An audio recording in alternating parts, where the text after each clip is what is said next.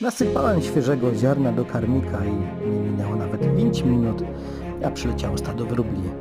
Aż miło popatrzeć, jak sobie jedzą.